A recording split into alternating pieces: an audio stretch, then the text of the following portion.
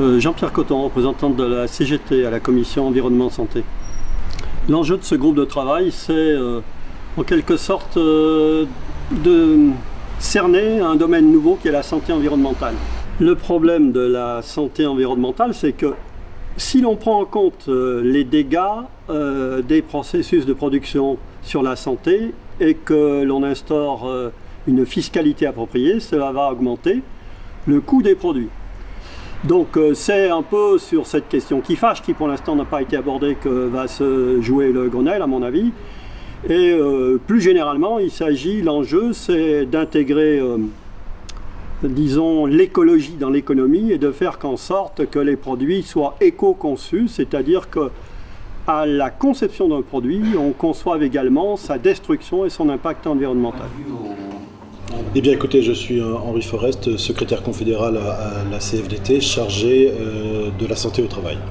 Alors pour la CFDT, nous sommes très investis sur la dimension santé environnementale, plus directement sur l'aspect santé des salariés, mais bien au-delà quand même, puisqu'il n'y a pas de limite entre l'environnement et le lieu de travail. Les partenaires sociaux sont impliqués non seulement dans la dimension de l'entreprise, mais bien évidemment ont un rôle sociétal. Et il n'y a pas de rupture entre la vie de l'entreprise, le monde du salariat et la vie du citoyen, puisque une molécule, elle est fabriquée, mise en œuvre par un salarié, et bien évidemment, elle se retrouve dans l'environnement et auprès des usagers. L'opportunité du Grenelle, nous la saisissons, mais bien évidemment, c'est aux engagements des pouvoirs publics que nous jugerons la qualité et l'impact de ce travail. Bonjour, Alain Tostin du syndicat Force Ouvrière.